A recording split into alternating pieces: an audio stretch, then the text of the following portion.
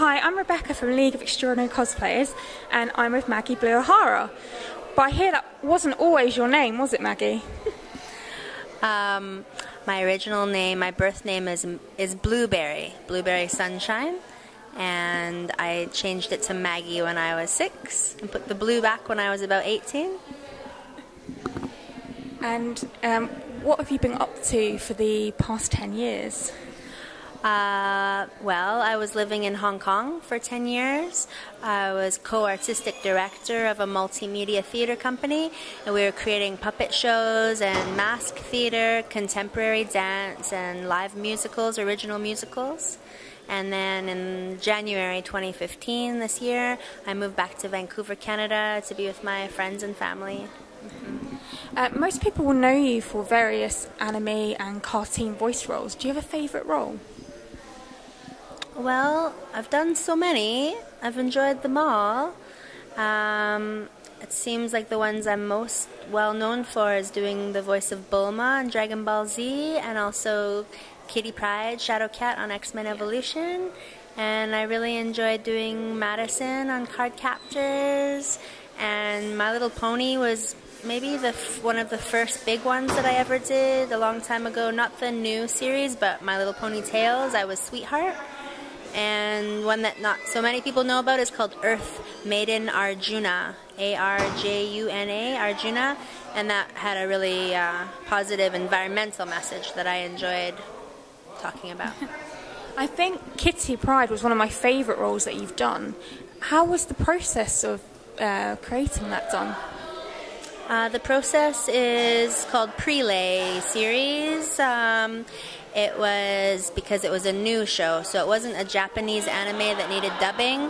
It was Warner Brothers, WB Cartoons was paying for it. It was their show, and so it was new scripts and new casts, and we were all in the sound booth together, playing off each other's emotions, working with each other, reacting together, in a sound studio, all working together like a radio play in a way, all listening to each other line by line. And then they took the anime that we recorded and they brought it down to LA and actually drew all of our body movements, my ponytail in the air, this kind of thing, and making it into Kitty Pryde. So would you say Kitty Pryde is most like you? Is she the character you can relate to the most? I think so, because it was developed, inspired by me. I mean, I was supposed to be inspired and was inspired by the original Shadow Cat character, but because it was a new show back when it was being made, they would actually film us as actors, and the way I would talk and the way I would like flip my hair or something like that, then they would copy that and put it into the animation so it would match with the rhythm of the sound, with the rhythm of the voice. So yeah, I think there's definitely a lot of me in Kitty Pryde, X-Men Evolution cartoon show.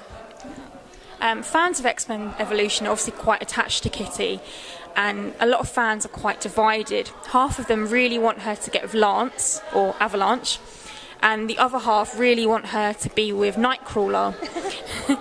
Who do you think she should end up with? It seems like Nightcrawler is more of her friend, and maybe Avalanche... Isn't he a bit more of a bad boy? Yeah, so, I mean, girls are always attracted to the bad boy because they're a bit more dangerous and maybe more fun. But I would like it, as I'm getting older, I realize it might be better to be with your friend who you're feeling safe with and who respects you and who will take care of you and not go behind your back or anything. So I hope she goes with Nightcrawler. Ooh. Oh, I've always been Team Avalanche, but... Have you? Yeah! Why? I don't know. I guess the whole bad boy thing. I know from meeting you previously, you're very into Reiki, and you even have a tattoo. Do you feel like that's helped you in your career and get roles? That's a good question. Nobody's asked that. Perhaps it has.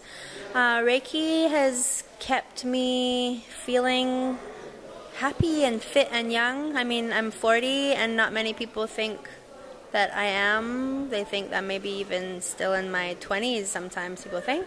So maybe it's like a bit of a fountain of youth, keeping me young. It's life force energy that I'm continually working with.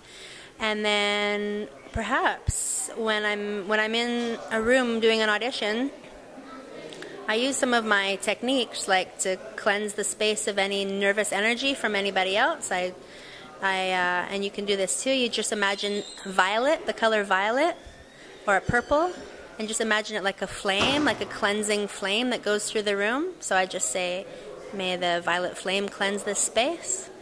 And then I'll use my roots down, so I'll imagine roots growing from my feet down into the earth to really ground me and make me more present.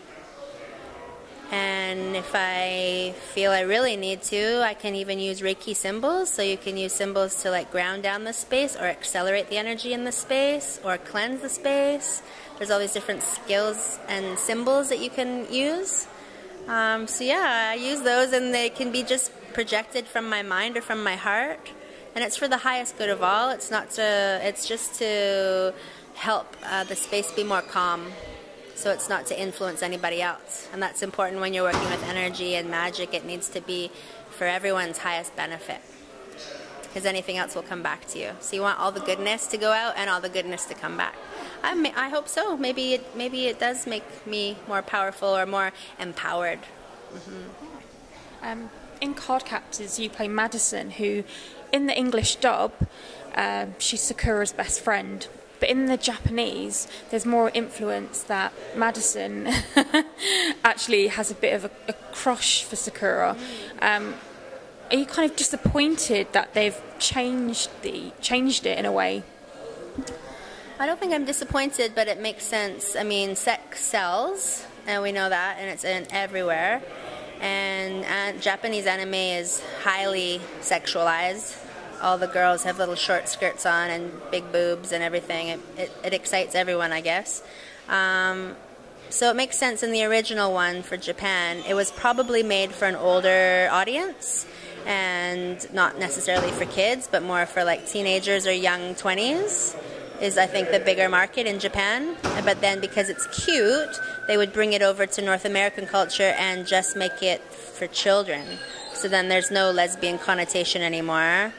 And Western culture doesn't even know about that unless you look into the original. We didn't even know that there was, desires. Yeah, so I'm not disappointed, but I can understand why they changed it for the North American market, because they actually want it like on Cartoon Network or something for the kids in the morning. And you don't need 6-year-olds thinking about, that's going to happen naturally whether it's in the cartoon show or not. If kids are gay, they're just going to be gay. I support gay rights. So obviously this weekend you're at Alcon. How are you finding the event? I had so much fun. Last year I was in London for the Anime Con with all of you, and then this year you all brought me back for Leicester. And it was nice to see more of England and check out a smaller town, and it seems like more people here at this one, longer days. And your dance parties at night have been very fun. And I even dressed up like Bulma, sexy Bulma last night with a big blue wig on and a blue lingerie on, and had some fun. I brought my boyfriend with me this year. He traveled with me from Canada, and so we've been able to look around the town and have a bit of time to ourselves to see some old sights and everything. And everybody's really friendly and enthusiastic, and it's nice to be able to have some people people sending me love messages behind the camera. Yeah, it's nice to have some appreciation of my work. So yeah, thank you for welcoming me here. And finally, have you got any future projects we should be looking out for? Well, an anime that I'm working on is called LBX right now, Little Battlers, and that's being dubbed right now and on the Cartoon Network in Canada, but I'm not sure if it's coming out here yet. And a personal project is my band, and I've got a website, maggieblue.ca. We just started, so we don't even have a name yet, but we've got 15 original songs. We're going to be making an album in this winter. So if any of you are fans of my work, check out maggieblue.ca, and there'll be more information of my upcoming projects and workshops that I teach in the future. Cool. Well, thank you, Maggie, and I hope to see you back in the UK soon. Thank you so much, Becca. Thank you, everybody.